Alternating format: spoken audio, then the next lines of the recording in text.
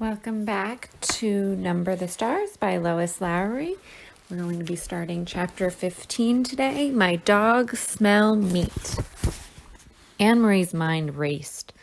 She remembered what her mother had said. If anyone stops you, you must pretend to be nothing more than a silly little girl. She stared at the soldiers. She remembered how she had stared at the others, frightened when they had stopped her on the street. Kirsty hadn't been frightened. Kirsty had been, well, nothing more than a silly little girl, angered because the soldier had touched her hair that afternoon. She had known nothing of danger, and the soldier had been amused by her. Anne-Marie willed herself with all her being to behave as Kirsty would. "Good morning," she said carefully to the soldiers. They looked her up and down in silence. Both dogs were tense and alert. The two soldiers who held the leashes wore thick gloves. "What are you doing here?" one of them asked. Anne-Marie held out her basket with the thick loaf of bread visible. "My Uncle Henrik forgot his lunch, and I'm taking it to him. He's a fisherman." The soldiers were looking around. Their eyes glanced behind her and scanned the bushes on either side. "Are you alone?" one asked. Anne-Marie nodded. "Yes," she said. One of the dogs growled, but she noticed that both dogs were looking at the lunch basket.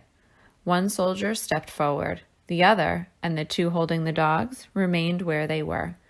"You came out before daybreak just to bring a lunch? Why doesn't your uncle eat fish?" What would Kirsty reply? Anne-Marie tried to giggle the way her sister might. "Uncle Henrik doesn't even like fish," she said, laughing. "He says he sees too much of it and smells too much of it. Anyway, he wouldn't eat it raw." She made a face. "Well, I suppose he would if he were starving, but Uncle Henrik always has bread and cheese for lunch."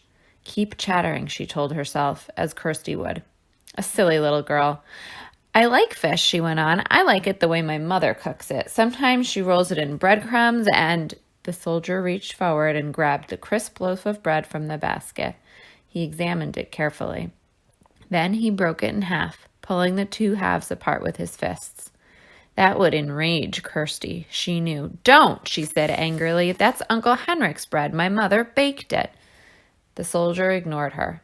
He tossed the two halves of the loaf to the ground, one half in front of each dog. They consumed it, each snapping at the bread and gulping it so that it was gone in an instant. "Have you seen anyone in the woods?" The soldier barked the question at her. "No, only you." Anne-Marie stared at him. "What are you doing in the woods anyway? You're making me late. Uncle Henrik's boat will leave before I get there with his lunch, or what's left of his lunch." The soldier picked up the wedge of cheese. He turned it over in his hand. He turned to the three behind him and asked them something in their own language. One of them answered "Nien" in a bored tone. Anne-Marie recognized the word. The man had replied no. He had probably been asked, Anne-Marie thought, "Do you want this? Or perhaps, should I give this to the dogs?" The soldier continued to hold the cheese. He tossed it back and forth between his hands. Anne-Marie gave an exacerbated sigh. "Can I go now, please?" she asked impatiently. The soldier reached for the apple. He noted its brown spots and made a face of disgust. "No meat?" he asked, glancing at the basket and the napkin that lay in its bottom. Anne-Marie gave a withering look. "You know we have no meat," she said insolently. "Your army eats all of Denmark's meat." "Please, please," she implored in her mind, "don't let the napkin." The soldier laughed. He dropped the bruised apple on the ground. One of the dogs leaned forward, pulling at his leash, sniffed the apple, and stepped back. But both dogs looked intently at the basket, their ears alert, their mouths open.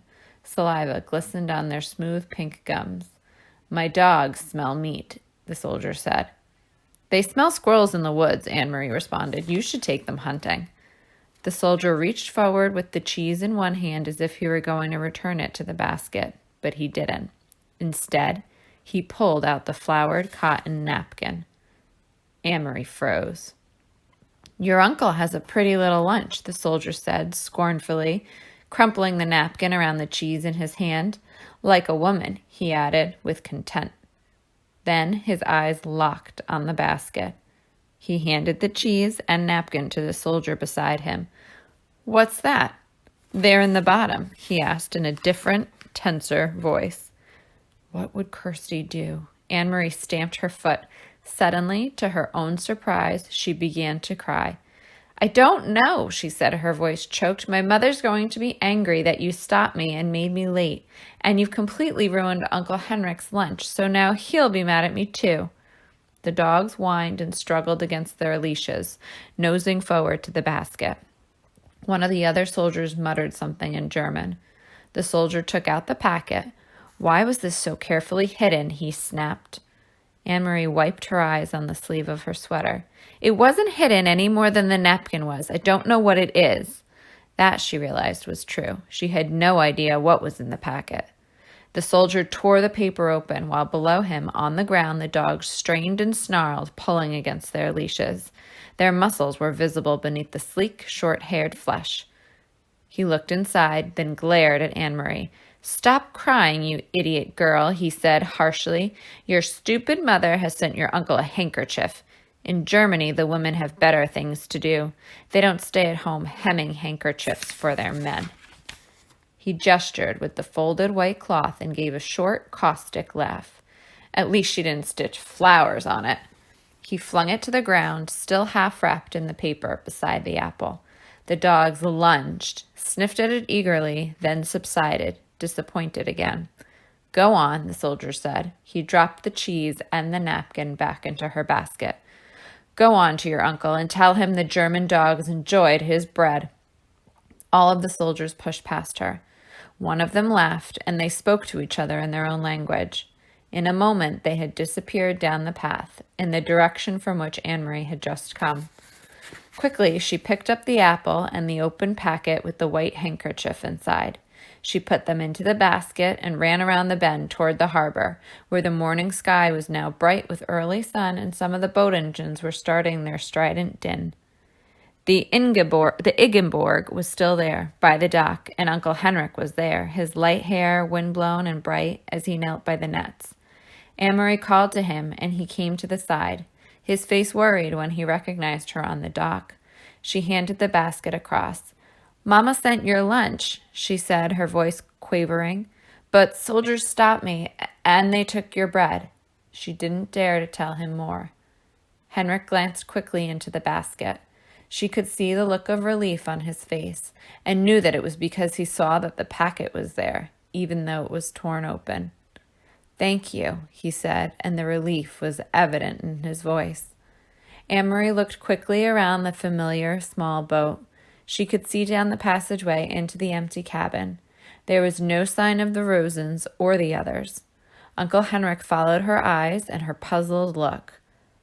All is well, he said softly. Don't worry. Everything is all right. I wasn't sure, he said, but now, he eyed the basket in his hands. Because of you, Anne-Marie, everything is all right. You run home now and tell your mama not to worry. I will see you this evening. He grinned at her suddenly. They took my bread, eh? He said. I hope they choke on it. That concludes this chapter. We will meet back again tomorrow to start chapter 16, titled I Will Tell You Just a Little.